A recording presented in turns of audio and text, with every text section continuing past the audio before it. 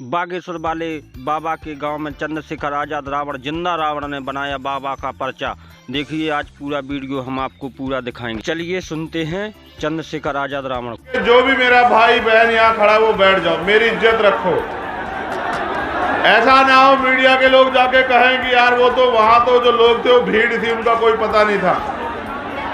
मैंने तुम्हें अपने खून से सींच रखा है, तुम भीड़ नहीं, तुम योद्धा हो समाज के। तो भी बैठ जाओ मेरे कहे से मेरे भाइयों, फिर मैं अपनी बात रखूंगा।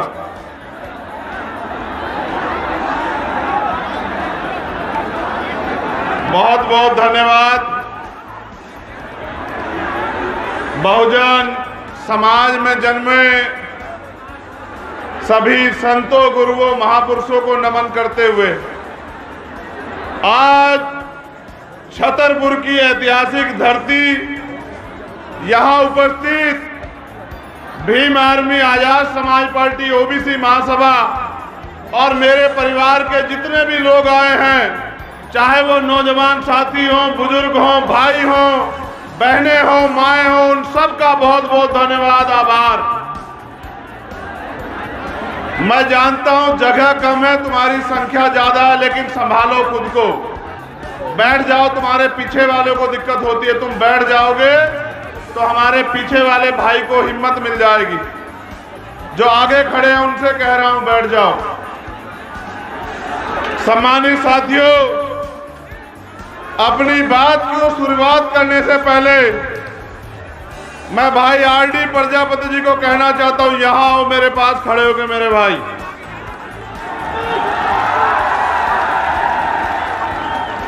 तुम्हारा ये भाई तुम्हारे पीछे खड़ा है, तुम्हारी तरफ उठने वाले आपको चंद्रशेखर आजाद का सामना करना पड़ेगा, मेरा वचन है, तुम्हें इस बात को याद रखना।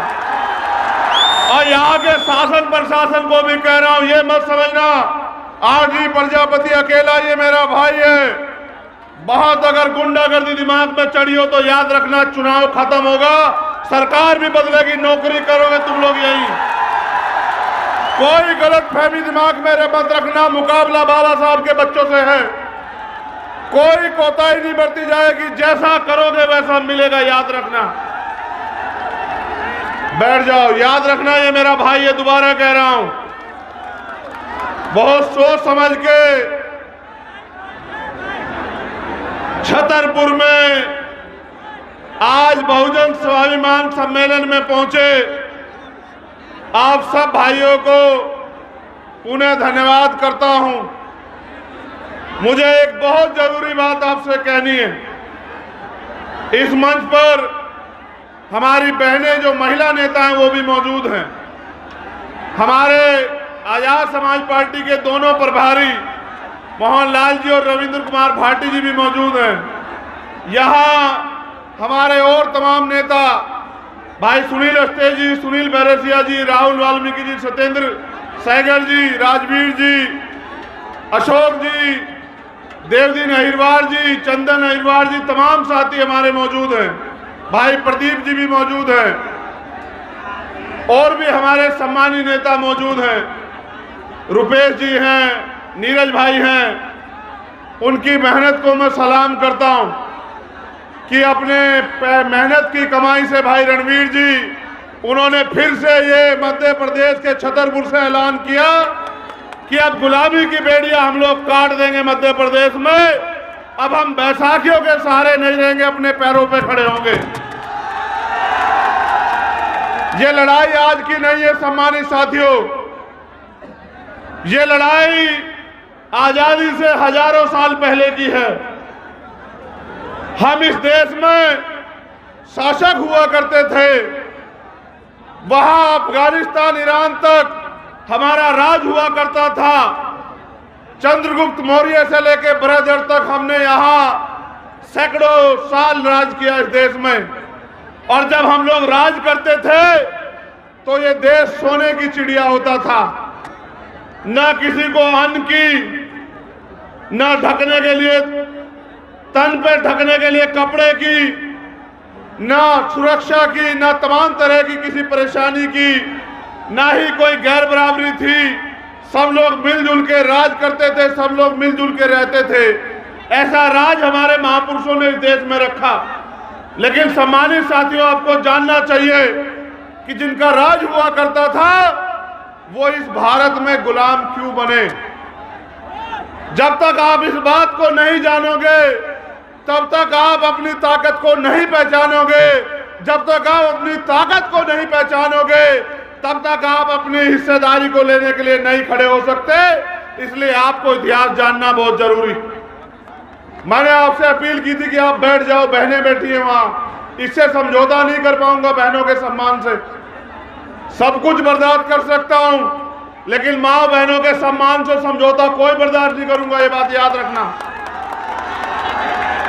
आप जानते हैं, एक मेरे परिवार में जब मेरी बहन की शादी में जो अपमान हुआ, वो अपमान मुझे यहाँ खींच लाया छतरपुर की धरती पे।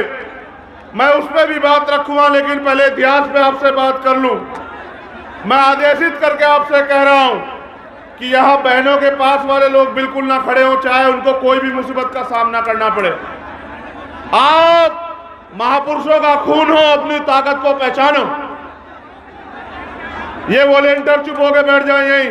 ये वॉलेंटियर बहुत परेशान कर रहे हैं, बैठ जाओ, इनको बैठाओ। तुम्हारा काम अब खत्म हो गया, अब समाज अपने आप रक्षा करेगा, बैठो। वो जो वहां है उनको हटाओ उस बॉर्डर से। ये वॉलेंटियर बैठे, वॉलेंटियर बैठे। समाज बहुत ऊर्जावान है, यहां से हट जाओ आप लोग, बस बहुत अच्छे। ये वॉलेंटियर सारे बैठ जाएं, अपनी रक्षा हम खुद करेंगे, बैठ जाओ। ये समाज खुद करेगा रक्षा। आप सुनो, मेरी बात पे गौर करो। आजादी से पहले बाबा साहब अंबेडकर, फूले साहू, पेरियार, संत गाडगे जी महाराज, नारायणा गुरु, सर छोटू राम, और आजादी के बाद महामना रामस्वरूप वर्मा, संत राम बीए प्रजापति, बाबू जगदेव प्रसाद कुशवाहा, जननायक कपूरी ठाकुर, बाबू शिवदास चौरसिया जी, इन महापुरुषों ने अपने खून से इस आंदोलन को सींचा। क्यों सींचा ये भी आपको जानना चाहिए। आजादी से पहले जिन लोगों के हाथ में व्यवस्था थी, उन्होंने बहुजन समाज के लोगों को ना पढ़ने का अधिकार दिया, ना नौकरी करने का अधिकार दिया, ना जमीन रखने का अधिकार दिया, ना बिजनेस करने का अधिकार दिया, ना अच्छे घर बनाने का अधिकार दिया, ना घूमने की आजादी दी, ना संसाधन रखने का आधार दिया। फिर हमारे महापुरुषों ने अपने बच्चों की कुर्बानियां दी। महामना ज्योतिबा फूले और उनके बाद छत्रपति साहू जी महाराज ने हमें पढ़ाने लिखाने का काम किया, हमारे लिए स्कूल खोले। फिर बाबा साहब अंबेडकर ने पहले मिशनरी स्कूलों में, फिर उसके बाद जो यहाँ के स्कूल थे उनमें पिछली दरवाजे पे बैठ के अपनी पढ़ाई पूरी की। फिर पढ़ाई करने के लिए विदेश गए और विदेश से पढ़ के आके आपके हक अधिकारों के लिए लड़े। अगर 4-6 लोग डिस्टर्ब कर रहे हैं तो खींच के बिठा दो। तुम्हारी जिम्मेदारी है कि रक्षा सुरक्षा करना सीखो, वरना ये पाखंडी तुम्हें खत्म कर देंगे, तुम्हारा वजूद खत्म कर देंगे। खींच के बिठाओ। तुम ताकतवर कौम हो, अपनी ताकत को पहचानो। कब तक मांगते रहोगे, कब तक उम्मीद करोगे तुम लोग। ये जो बीच में लोग खड़े, बिठाओ, जोर लगा के बिठाओ उन लोगों को। ये आपको और मेरी बात के बीच में डिस्टर्ब कर रहे हैं। इनको कोई अधिकार नहीं इन लाखों लोगों को परेशान करने का। इनको जोर लगा के बिठाओ, एक टांग पे बिठा रहे हैं ये वॉलेंटियर। तुम लोग हटो, तुम्हारे बस का नहीं, तुम इधर रहो। ये तो समाज करेगा अपना काम, तुम हटाओ लाठियां।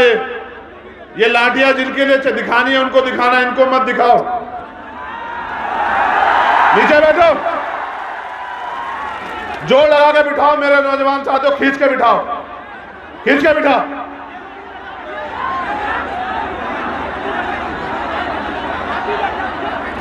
और मत खड़े होने देना अपने बराबर में, जैसा का भाई हो, पकड़ के रखना। कैसे रखोगे पकड़ के, सीख जाओगे धीरे धीरे सारी चीजें। चलो अब गौर करो मेरी बात पे। बोलूं? नहीं, अभी आवाज आ रही, मैं नहीं बोलता, पहले चुप होने दो लोगों को।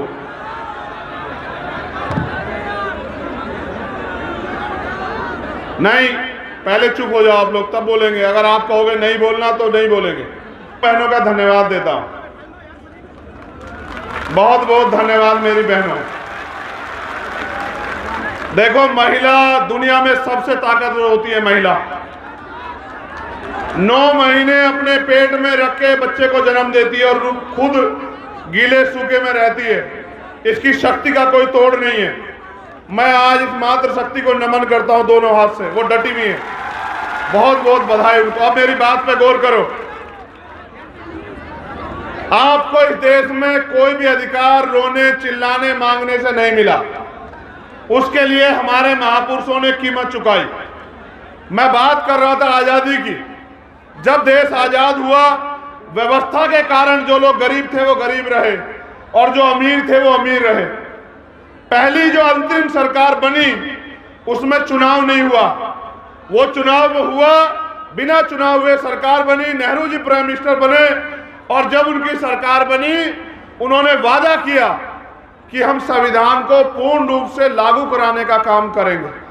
और आज तक भी हम इस उम्मीद पे हैं कि कब संविधान पूर्ण रूप से लागू होगा, क्योंकि दुनिया का अगर सबसे बेहतरीन संविधान कहीं है तो वो कॉन्स्टिट्यूशन ऑफ इंडिया है, वो भारत का संविधान है। आगे बढ़ो। लड़ाई यहां तो शुरू हुई थी, फिर जो गरीब था, सरकार ने सब लोगों को रोजगार नहीं दिया, क्योंकि भारत में सरकारी और प्राइवेट 7% रोजगार है, 2% सरकारी और 5% प्राइवेट। उसके बाद लोग खेती करते हैं, मजदूरी करते हैं। लेकिन हाल क्या है? सारे लोगों को 30 दिन मजदूरी नहीं मिलती, सारे किसानों को फसल का उचित दाम नहीं मिलता, किसानों पे प्राकृतिक मार होती है। यानी कि सरकार ने किसी भी तरह इस इतने बड़े समाज को अपने पैरों पे खड़ा होने के अवसर नहीं दिए। थोड़ी बहुती अगर अवसर मिले तो वो बाबा साहब अम्बेडकर के संविधान में जो आरक्षण व्यवस्था थी, उस आरक्षण व्यवस्था के कारण जो कुछ नौकरियां मिली, उससे हमारे लोग अपने पैरों पे खड़े हुए। इसलिए जब हमारे लोगों ने अपने महापुरुषों की बात मान के पढ़ना शुरू किया, मंदिर को छोड़ के स्कूल जाना शुरू किया, तो इनमें चर्चा हुई कि अगर ये पढ़ लिख जाएंगे दलित, पिछड़े, आदिवासी, अल्पसंख्यक समाज के लोग, तो ये तो कुर्सी पे बैठ जाएंगे। अगर ये कुर्सी पे बैठ जाएंगे तो ये राज करेंगे, और अगर ये अपनी वोट की ताकत को समझ गए तो हम इस देश में इनके अधीन हो जाएंगे। 56 के बाद जब बाबा साहब अम्बेडकर ने बौद्ध धर्म की दीक्षा ली, तब जाके ये सत्संग और धार्मिक आयोजन होने शुरू हुए। उसके बाद हमारी बहनों को, माओ को, चाची ताऊ को, ताइयों को, बुजुर्गों को किस तरह से धार्मिक आडंबर में फंसा के, उनको शिक्षा से दूर करके, जो गरीबी, बेबसी, इनकी व्यवस्था में जो संसाधनों का वितरण गलत तरीके से हुआ, गैर बराबरी कारण हुआ, जो गरीबी हमारे लोग झेल रहे थे, उससे दूरी होने का इन्होंने रास्ता बताया कि आप हमारे सत्संग में आओ, हम यहां से आपकी गरीबी दूर कर देंगे, आपकी बीमारी दूर कर देंगे, आपके बच्चों को रोजगार दे देंगे, आपकी समस्याओं का हल कर देंगे। जो समाज हजारों साल गुलामी में रहा था, उस समाज को लगा कि हो सकता है इन आश्रमों में जाके, इन सत्संग में जाके, मंदिरों में जाके और तमाम तरह के धार्मिक आयोजनों में जाके शायद हमारी मुक्ति हो जाए। अपनी गरीबियों को खत्म करने के लिए, अपनी बेरोजगारी को खत्म करने के लिए, अपने परिवार में जो बीमारी आ गई है, उस बीमारी को खत्म करने के लिए वो इन बाबाओं के पास जाते हैं। और ये बाबा हमारे दिए हुए पैसे से पलते हैं, हमारा खाके। अगर कोई पाखंडी हमें आंख दिखाएगा तो याद रखना, इलाज कर दिया जाएगा, ये बताने के लिए छतर बोला है। हम इनके आप पैसे देते हैं, आप चेक करो। और मैं तो चैलेंज से कह रहा हूं कि बदलेगी सरकार। तुम्हारी एक एक संपत्ति की जांच ना कराई, तुमने किस तरह हमारे लोगों की जमीन दबाई दलित पिछड़ों की, तब मैं तुम्हें बताऊंगा। याद रखना, क्या तुम अभी की सरकार के भरोसे बैठे हो? याद रखना, निजाम बदले। ये बैठो, फिर नालायकी करने लगे हो। बैठ जाओ अपनी जगह। ये व्यवस्था करने का काम पुलिस के लोगों का था। ये बैठे तमाशा देख रहे हैं, तनख्वाह हमारे लोग टैक्स से लेते हैं। अगर ऐसा ही आयोजन सरकार के लोगों का होता तो यहां खड़े होते बीच में और ध्यान रख रहे होते। चिंता मत करो, बदलेगी सरकार। इनकी सुरक्षा करते नजर आओगे आप लोग कुछ दिन बाद, ध्यान रखना।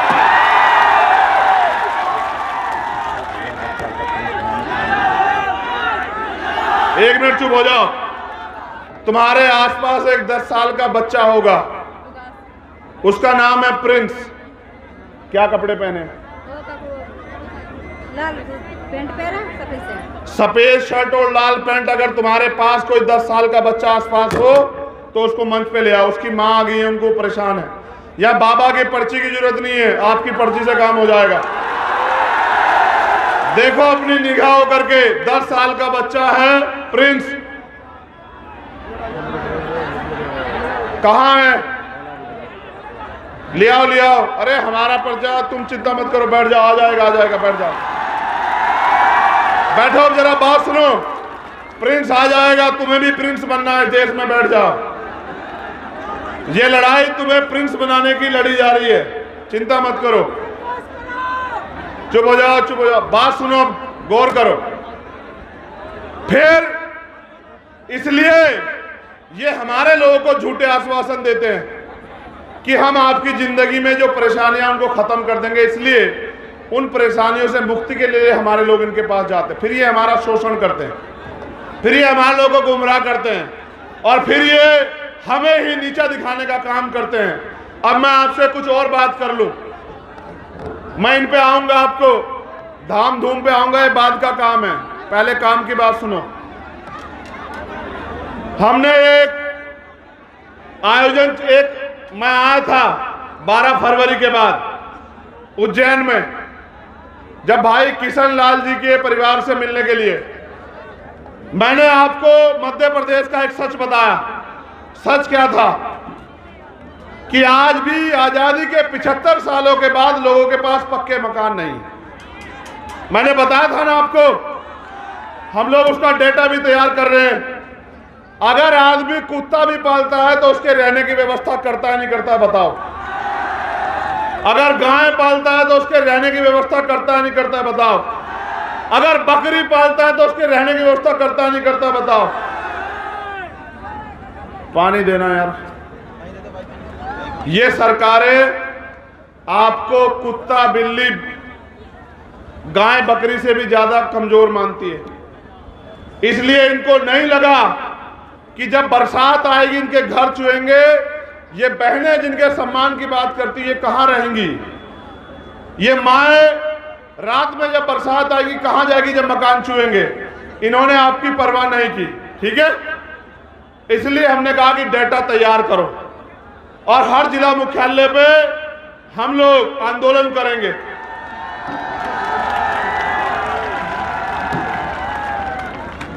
और अगर फिर भी सरकार नहीं मानी तो हम मुख्यमंत्री का घेराव करेंगे भोपाल जाके, और मध्य प्रदेश के हर घर को जो कच्चा मकान है उसको पक्का मकान दिला के रहेंगे। ये हमारा वादा है।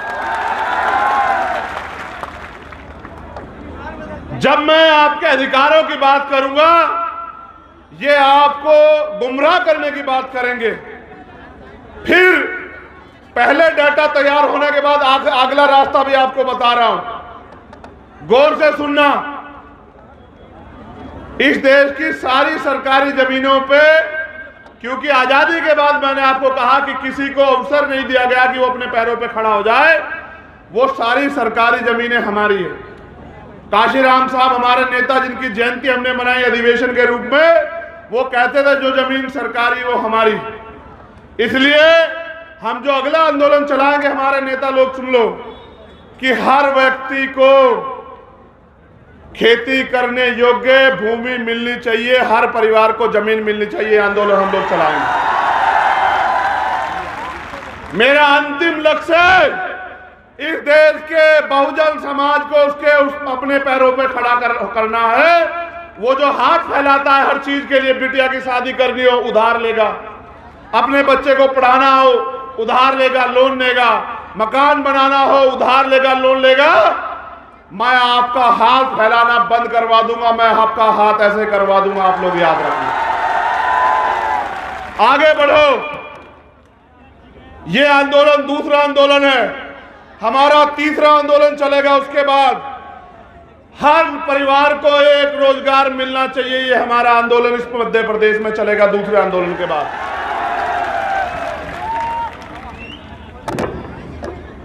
उसके लिए भी हम लोग इसी तरह से सरकार को मजबूर करेंगे। फिर आगे बढ़ो। अगर ये सरकार नहीं देगी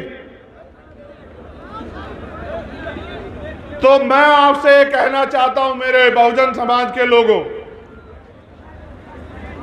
आप पे दो रास्ते हैं।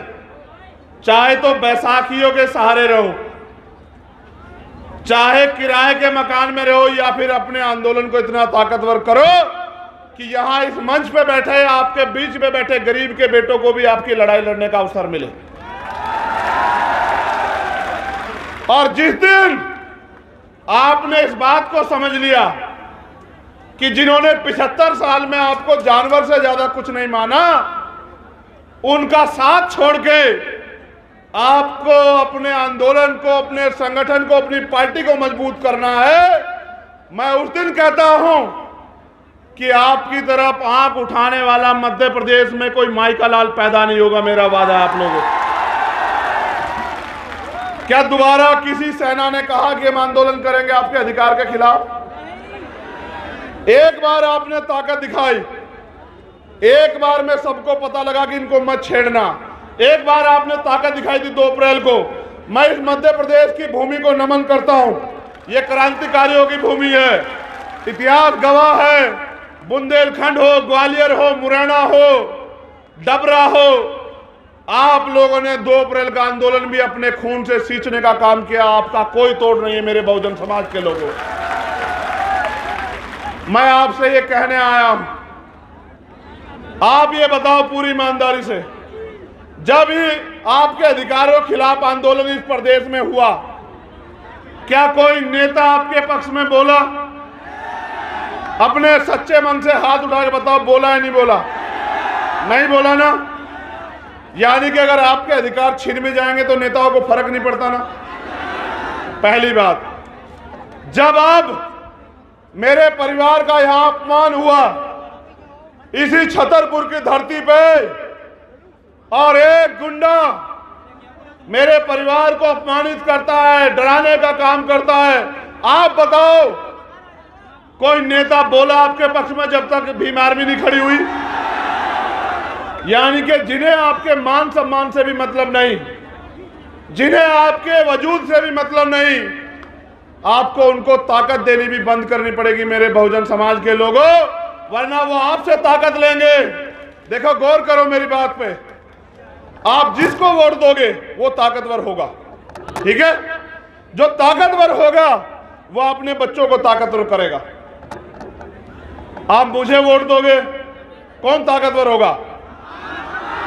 मैं ताकतवर हूंगा तो तरक्की किसकी होगी बताओ? ना मुझे यहां से विधायक बनना, ना मुझे यहां से एमपी बनना, ना मैं यहां मुख्यमंत्री बनना चाहता हूं। मैं तो आप लोगों को आपके पैरों पे खड़ा करने के लिए यहां मध्य प्रदेश में आया, बस। क्या मैं इस सरकार के आगे हाथ फैला रहा हूं अपनी किसी मांग के लिए? ना मुझे कोठी चाहिए सरकार से, ना बंगला चाहिए, ना सुरक्षा चाहिए, ना इनका कोई साधन चाहिए, मगर मुझे एक चीज चाहिए। हजारों साल मेरे लोग अब इस देश में अन्याय का सामना करते रहे, और मेरे रहबर बाबा साहब अंबेडकर अपने 4-4 बच्चों कुर्बानी देके गए। मान्यवर काशीराम साहब ने अपना पूरा जीवन लगा दिया। ये है प्रिंस, प्रिंस को एक एक करके आगे भेजते जाओ, बहुत बहुत, और बैठे रहो। देखो, पता लगाना किसके पर्चे में ज्यादा दम है। प्रिंस के लिए रास्ता बना दो, बहुजन समाज के योद्धाओं रास्ता बनाओ। ये बाबा साहब अम्बेडकर के अनुयायी हैं, इनका मुकाबला कोई नहीं कर सकता है देश दुनिया में, ये सब लोग जानते हैं। आप लोग बैठ जाओ, प्रिंस को आने दो और प्रिंस को अपनी मां को सौंप दो। अब मेरी बात पे गौर करो, समय कम है। आप आज आए हो, यहां जाना चाहिए था उस गुंडे को जेल, लेकिन सरकार ने जेल नहीं भेजा। जब मैंने घोषणा कर दी, पहले मैंने भाई सुनील बैरसिया जी को भेजा और आरडी प्रजापति जी को। मैंने इनसे कहा भाई जाओ, ओबीसी महासभा के लोगों से कहा भाई जाओ और जाके देखो कि क्या है सही मामला। प्रिंस को भेजो, जल्दी अंदर भेजो, भेज दो, बहुत अच्छे। ऊपर भेज लो, यहां से ऊपर ले लो। अब आप बैठ जाओ भाई, बैठ जाओ, समय कम है मेरे पास। उनकी मां को सौंप दो, बस चुप हो जाओ। 20 मिनट और है, हिम्मत रखो, तुम्हारी हिम्मत जवाब तो नहीं दे रही है। तो उसे पाखंडी को जाना चाहिए था जेल, उसका दिमाग खराब हो गया था। उसे लगा श्रेणी कर्मचारी घोषित करने बाबत समर्थन करता हूं, इनसे भी कहता हूं आप हमारे साथ खड़े हो जाओ, आपके घोषणा मांग पत्र को घोषणा पत्र में बदल लेने जाओ। मेरे पास यहां हुए कई अन्याय की एप्लीकेशन आई है। एक मामला है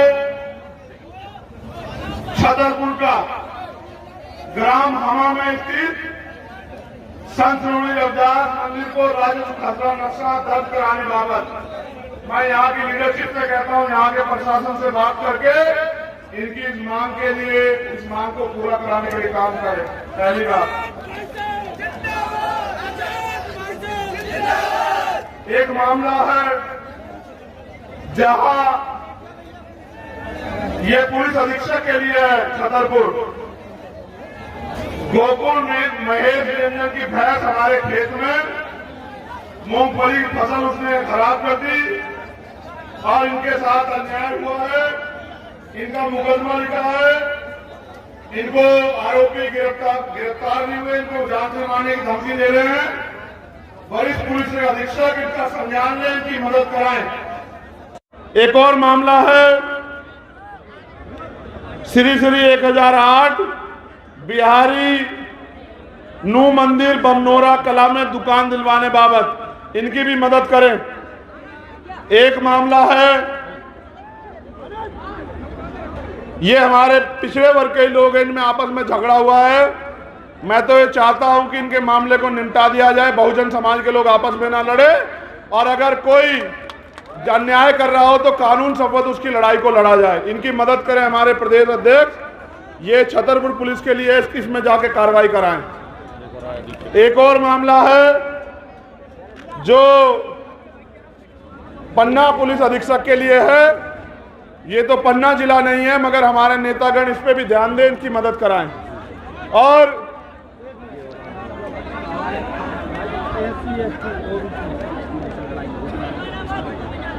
अब इतना समय नहीं बचा भैया, ये नारा क्या है, आपस में लड़वा दें तो SC ST OBC के भाईचारा में। हाँ, अभी बोल रहे हैं। एक और बात गौर करो, ऐसे हाथ करो। संविधान की प्रस्तावना निकालो, जल्दी निकालो प्रस्तावना। मेरी फ्लाइट छूट जाएगी ना मध्य प्रदेश के लोगों, मेरा काम छूटेगा और कुछ नहीं, बाकी तो छूट जाने दो, कोई फर्क नहीं।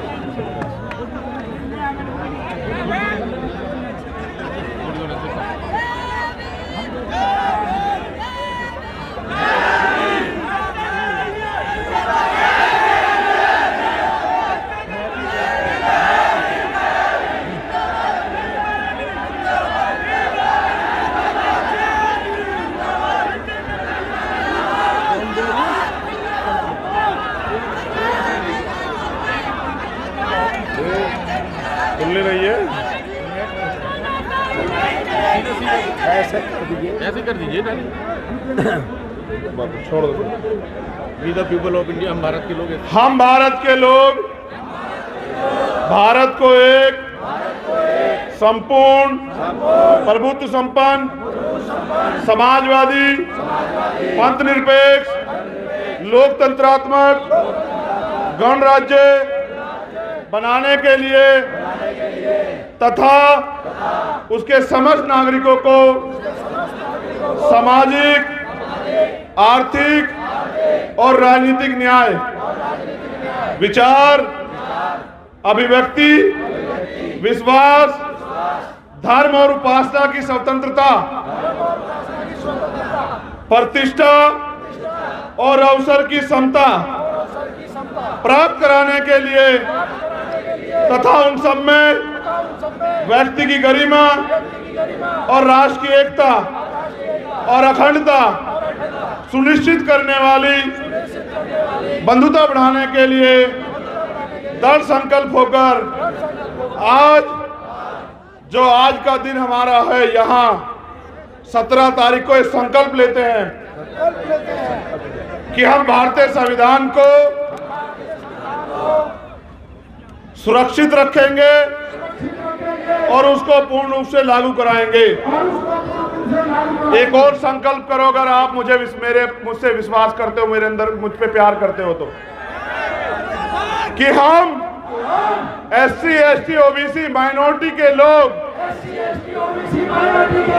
आपस में नहीं लड़ेंगे, आपस में नहीं लड़ेंगे, आपस में नहीं लड़ेंगे, क्योंकि दुश्मन साजिश करके लड़ा के हमें बांटने का काम करेगा। हमें बंटना नहीं, हम सदियों से बढ़ते आए हैं।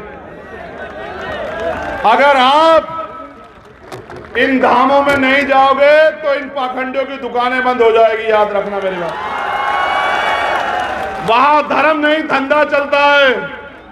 आप धंधे में शामिल ना हो, धंधा बंद, दुकान बंद। अब किसने गलती की? धंधे वालों ने। फिर आऊंगा छतरपुर, इस बार पर्ची यहां नहीं निकलेगी, वहीं निकलेगी जिनकी निकलनी है। अभी पर्ची निकली ना, अपनी पर्ची, बच्चा मिला ना, ऐसे निकलेगी जैसे 10 मिनट में प्रिंस की निकली, ऐसे निकलेगी। इसलिए मुस्कुरा रहा हूं कि तुम्हारे चेहरों पे मुस्कुराहट नहीं है। गरीबी में जी रहे हो, भूखे प्यासे पेट जी रहे हो, पढ़ाई के लिए पैसे, घर चलाने के लिए पैसों से मोहताज हो। इसलिए कह रहा हूं कि अपनी ताकत बना लो मेरे लोगों। जय भीम, हमारी एकता जिंदाबाद। अगर आप भीम आर्मी से प्यार करते हो, चंद्रशेखर भाई के फैन हैं, तो वीडियो को लाइक और शेयर जरूर करें। जय हिंद, जय भीम।